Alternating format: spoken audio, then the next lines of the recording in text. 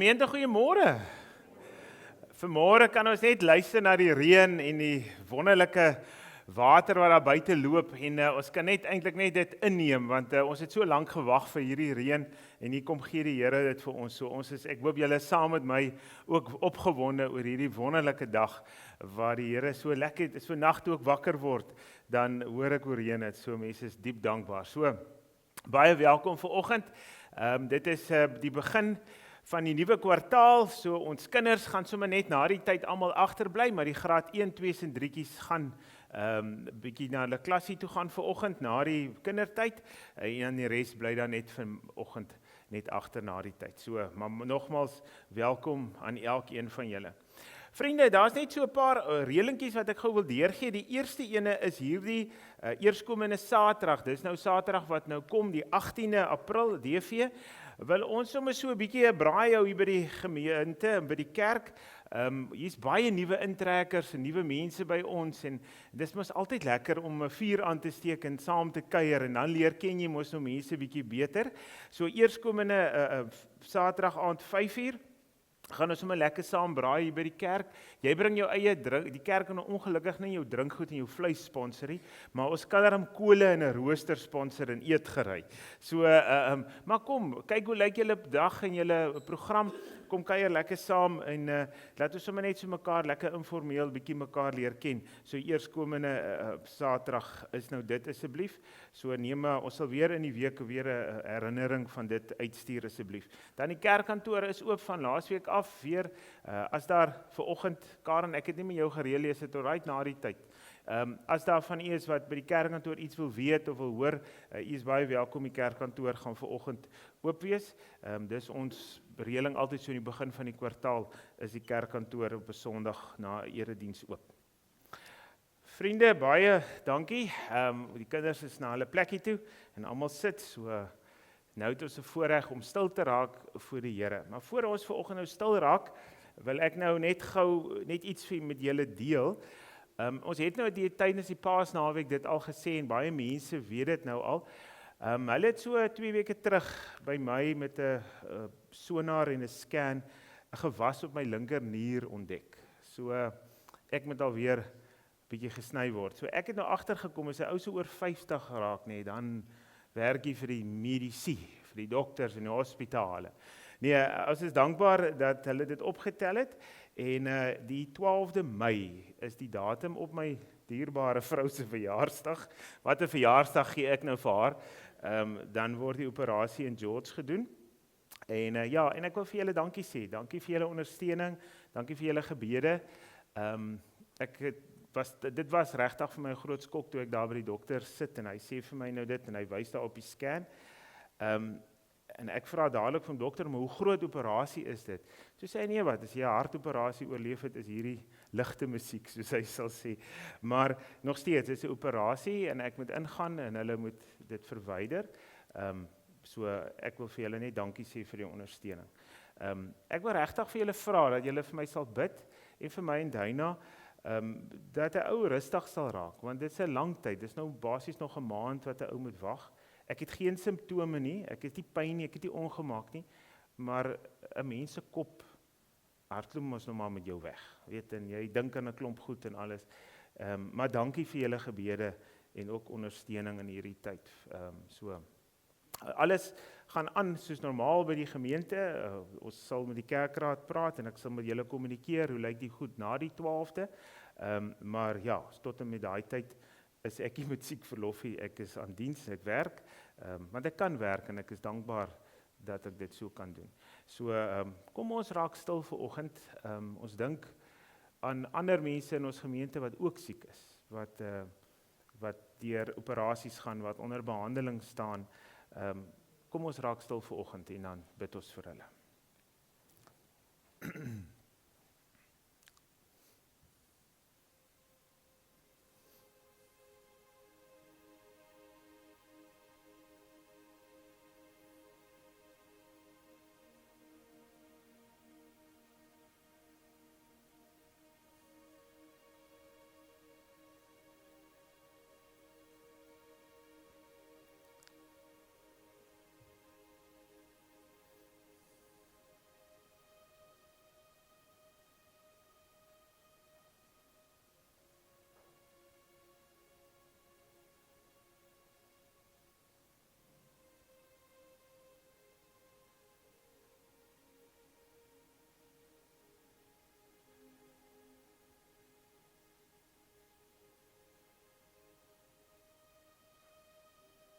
Here, as ons vanmôre met diep dankbare harte ons hoofde voor U kom buig oor die wonderlike reën wat vandag geval het en wat nog gaan val. Dan wil ons begin om vanoggend te sê, dankie Here, dankie vir U goedheid en U guns in ons lewe. Dankie Here dat ons ten spyte van siekte en seer en stikkindheid laag by U kan buig en kan weet om by U te sit en by U te wees, oortref alles in waarde. Dankie vir hierdie oggend Here, dankie vir hierdie erediens. Dankie dat ons kan kom intree vir almal wat siek is in ons gemeente, hulle wat onder behandeling staan, hulle wat operasies gehad het, hulle wat moet operasies kry. Mag U genade en U liefde oor ons almal wees, ons toefhou, nader trek, en mag ons opnuut vanmôre vanuit die opstanding leef, wat U kom gee het vir ons, op die Sondag, toe die vrouens by die graf gekom het en gesien het, dit is leeg. Dankie vir dit Here, dankie dat ons vanmôre opnuut mekaar kan vashou, mekaar kan herinner, dat die Here leef, en dat hy waarlik opgestaan het. Amen. Die Here het opgestaan. Die Here het opgestaan. Die Here het opgestaan. Geliefdes, wees gegroet met die wonderlike woorde, genade en vrede vir julle. Mag julle vandag dit beleef en ervaar. Amen. Liewe vriende, u kan gerus u Bybels oopmaak by Lukas 24. Ons het nou die afgelope paar Sondae bietjie stilgestaan by Lukas. Eintlik al 4 sinoptiese evangelies, Matteus, Markus, Johannes, gee vir ons goeie inligting oor Jesus se kruisiging, sy opstanding en dan ook die dae daarna tot en met sy hemelvaart. So ons is nou in hierdie tydperk van Paasfees wat aanloop tot en met hemelvaart en dan net daarna kom Pinkster en dan Pinksterfees wat die uitstorting van die Gees is wat ons dan vier met Pinksterfees. En vriende, hierdie tyd is eintlik 'n baie wonderlike tyd in die kerklike jaar. Want dit is 'n tyd wat ons opnuut vir mekaar kom herinner, wat het nou eintlik gebeur met Goeie Vrydag en met opstanding en daardie tyd wat Jesus aan sy disippels en aan mense verskyn het. Want daar het bepaalde dinge plaasgevind. Die Here Jesus is nie in gees opgestaan nie, hy het fisies opgestaan, met liggaam en alles. En dit is een van die wonderlike belydenisse wat ons as gelowiges kan doen, is om te sê ons glo aan die opgestaande Here Jesus Christus. Nie net 'n gees nie, maar hy het in liggaam en gees het hy opgestaan. Hy het die dood oorwin. En daarom kry ons vanoggend hierdie gedeelte, nadat die vrouens nou teruggekom het en kom sê het, en daar nou 'n bietjie tyd verloop het, kry ons hierdie gedeelte van hoofstuk 24 vers 36, waar die disippels weer by mekaar is, en die Here Jesus kom staan hier tussen hulle. Ons gaan 'n bietjie daar saam lees. Maar voor ons daar uit die boeke, uit die Bybel uit lees, kom ons bid net saam. Here Jesus, baie dankie dat ons vanmôre weer die voorreg het om in 'n kerkgebou te kan sit en kan ervaar hoe U vir ons in hierdie afgelope tyd kom seën het. Ja Here, nie net die mildelike reën daar buite nie, maar ook dat ons weer die opstanding van U kon vier, laas Sondag. Dankie Here dat ons in hierdie Paastyd opnuut tyd kan inruim en kan verwyl en kan nadink oor wat het U vir ons kom doen?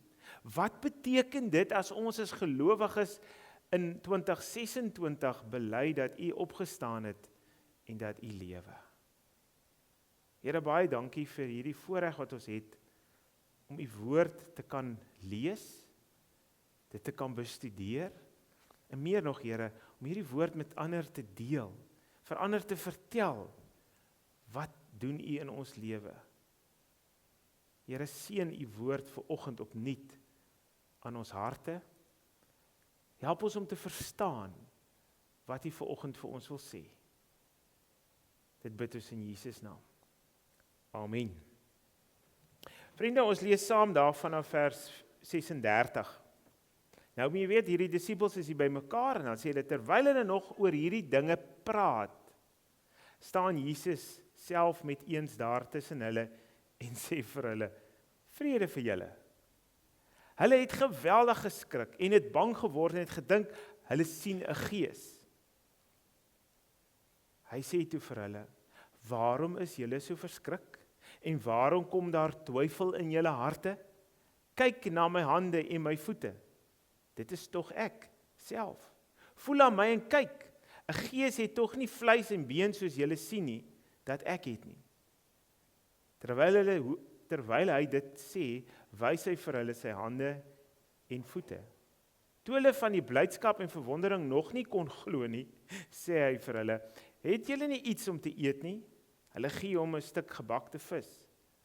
Hy het dit gevat en voor hulle oë geëet. Daarna sê hy vir hulle, dit is die betekenis van die woorde wat ek vir julle gesê het, toe ek nog by julle was, naamlik dat alles vervul moet word, wat in die wet van Moses en in die profete en psalms oor my geskrywe is. Toe open hy hulle verstand, en om die skrif te verstaan. Verder sê hy vir hulle, so staan daar geskrywe, die Christus moet ly en op die 3de dag uit die dood opstaan. En in sy naam moet bekering en vergifnis van sondes en aan al die nasies verkondig word, van Jerusalem af en verder. Julle is getuies van hierdie dinge. Dan die laaste vers. En ek sal die gawe wat my Vader beloof het vir julle stuur, maar julle moet in die stad bly, totdat julle met die krag van bo toegerus is. Net tot sover, vriende, mag die Here hierdie gedeelte aan ons harte seën. Nou, as 'n mens nou hierdie verhale gaan vat, die Matteus gedeelte en Markus, soos ek ook laas Sondag genoem het, en Johannes en Lukas, dan kry jy verskillende inligting. In Johannes 20 kry jy die geval van, daar was net 10 disippels, Thomas was nie by gewees nie. En dan verskyn Jesus weer later aan Thomas ook, om hom te verduidelik, dit is waarlik ek wat opgestaan het. Maar een ding is 'n feit soos 'n koei, as ek dit so kan stel vanoggend, en dit is dat hierdie disippels was in verwarring. Hulle het hierdie verskillende berigte gekry van die graf is leeg, en Maria het gesê, sy het hom gesien, en Petrus het gaan kyk, die graf is ook leeg. Maar waar is hierdie Jesus dan? En hoe werk dit dan nou? Want nou moet jy vir die oomblik indink, hierdie disippels was almal getuies, alhoewel hulle Jesus almal in die steek gelaat het die nag voor sy kruisiging, was hulle almal getuies dat hy werklik aan die kruis gehang het en gesterf het. Trouwens, ek dink baie van hulle het self gehelp om hom te gaan begrawe. En hier sit hulle in sak en as en wonder, maar waar is hierdie Jesus dan nou? Hy is dan nou opgestaan, hy is dan nie meer daar nie. En vanmôre wil ek 'n bietjie stil staan by hierdie tema van wat as. Het u al vir u op 'n oomblik ingedink, wat as die Here Jesus nie opgestaan het? Wat as hy in die graf gebly het? Wat as dit wat ons nou elke dag bely en glo, nie waar is nie? So kan ons 'n klomp woorde vra oor wat as. Wat as?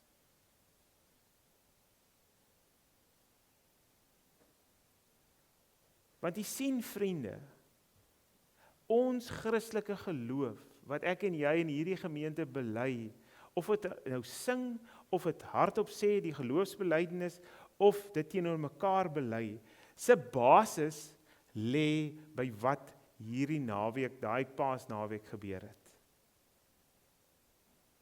Ons werk nie in die Christelike geloof met wat as nie. Ons werk nie met, maar sê nou dit het gebeur, of sê nou maar net so. Nee. Ons werk met die werklikheid. Ons werk met die waarheid. En die Here Jesus, sorry, jammer. Die Here Jesus het juis hier tussen sy disippels kom staan, om vir hulle presies te wys, dit is hy. Dis nie 'n spook nie, dis nie 'n gees nie, dit is werklik hy met vlees en bloed. Hy het self so ver gegaan om voor hulle te eet. Ek sit nogal in my voorbereiding te dink ek 'n bietjie, ek wonder daarom, wat het deur daai arme disippels se koppe gegaan, toe hierdie gebeurtenis hier voor hulle nou afspeel. Ek dink hulle moes net hulle koppe geskit het. Want, wat gebeur nou? Maar dan kry ons 'n baie interessante opmerking wat Lukas vir ons gee aan die einde van daardie teks. Dan sê hy, en Jesus het hulle verstand geopen. Vriende, die oomblik toe hy hulle dit open, toe verstaan hulle, toe begryp hulle dit.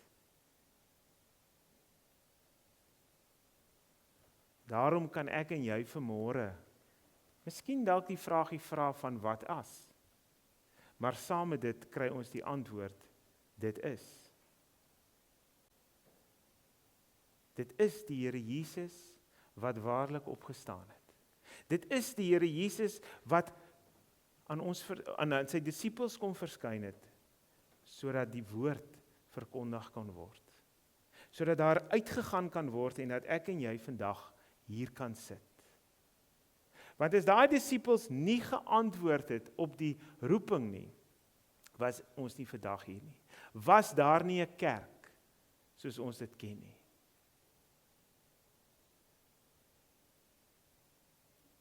Hulle vertel die verhaal van 'n jong meisiekind van so 19 jaar oud, wat toe sy haar 19de verjaarsdag vier, toe word sy die 15de keer in 'n ander huis van pleegsorg geplaas. So, omtrent die hele leeftyd van haar was sy by ander ouers betrokke. En die ma by wie sy geplaas word in pleegsorg, sê toe vir haar, maar kom ons hoop dat dit hierdie keer beter sal gaan. Toe kyk hy sy haar so sê sy, Tannie, ek hoop nie meer nie, want dit maak te seer. Liewe vriende, as jy met mense praat, en jy hoor hoe mense vra oor die wêreld en oor die lewe, dan kry ek baie keer die gevoel, dat mense sê, hulle hoop nie meer nie, want dit maak te seer.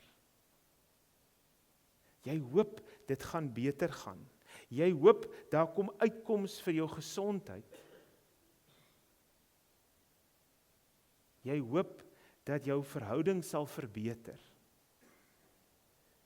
En so het elkeen van ons wat vanmôre in hierdie kerkgebou sit, ons eie storie en stories van hoop.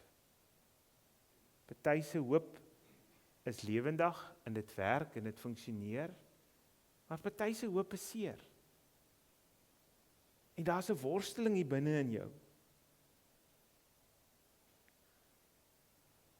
Dan kan ek nie anderste as om terug te kom na die teks en net by die teks te kom stil staan en bietjie vir myself af te vra, wat wil die Here Jesus hier vir my en jou kom sê as hy tussen die disippels kom staan en vir hulle sê, vrede vir julle. Vriende, in die tyd wat ek en jy onsself bevind, het ons baie vrae, verseker, daar is verskriklik baie vrae en waaroms en hoekoms en alles. Maar vanmôre wil die Here opnuut kom en hy wil vir ons kom nader trek. En hy wil eerstens vir ons kom herinner, vrede vir julle. Die Here Jesus is teenwoordig deur sy Gees. Ons hoef nie bang te wees nie. Ons hoef nie te getuig en te sê, maar hoop maak seer nie. Ek hoop nie meer nie, want dit maak te seer nie. Nee. Ons gaan vanoggend dit sê. Jesus se opstanding verander wat as na maar dit is. Die Here Jesus kom sê opnuut vanoggend vir elkeen van ons, dit is hy wat opgestaan het. Dit is hy wat die lewende hoop in ons lewe is en vir ons kom gee. Dit is hy wat langs jou kom staan en sy arm om jou skouers kom sit en kom sê, ek is hier.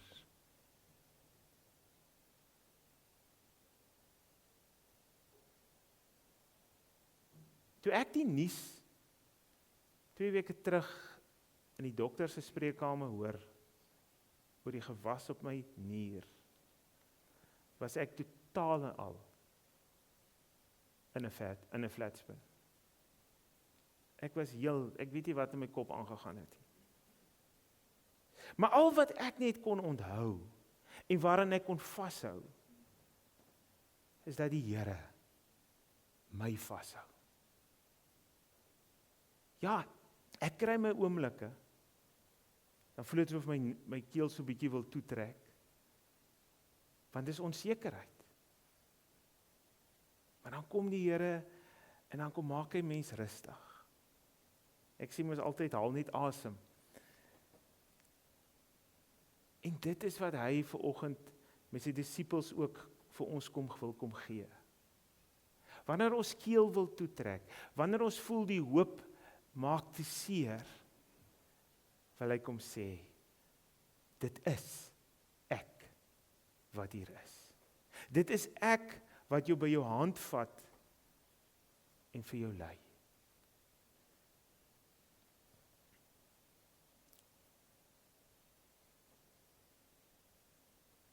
Nêrens in sy woord sê hy vir ons, dit gaan maklik wees nie. Nêrens nie. Maar wat hy wel vir ons sê, en is telke male wat hy dit beloof, hy is by ons. Vriende, die Here Jesus se opstanding is die mees sigbaarste handeling en teken dat dit hy is wat saam met ons die pad stap. Kom ons hou daaraan vas. Kom ons herinner mekaar.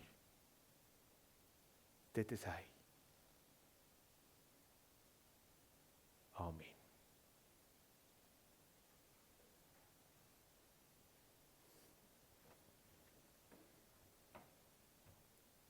Kom ons raak stil voor die Here.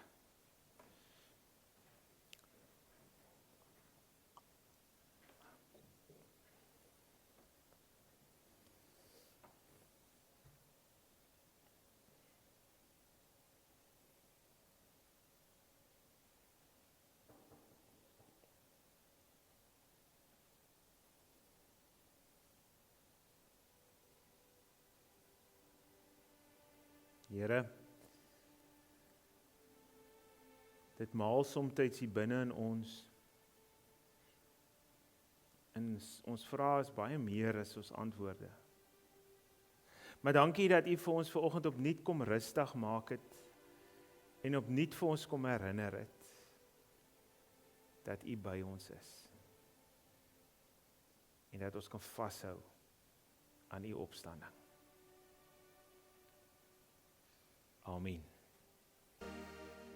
Vriende, gaan na jou huise en gaan leef in hierdie wonderlike vreugde. Dit is Jesus wat opgestaan het en by julle is. Die genade van God, die liefde van Jesus Christus en die vriendskap van die Heilige Gees sal by julle wees, julle beskerm en julle gebede verhoor.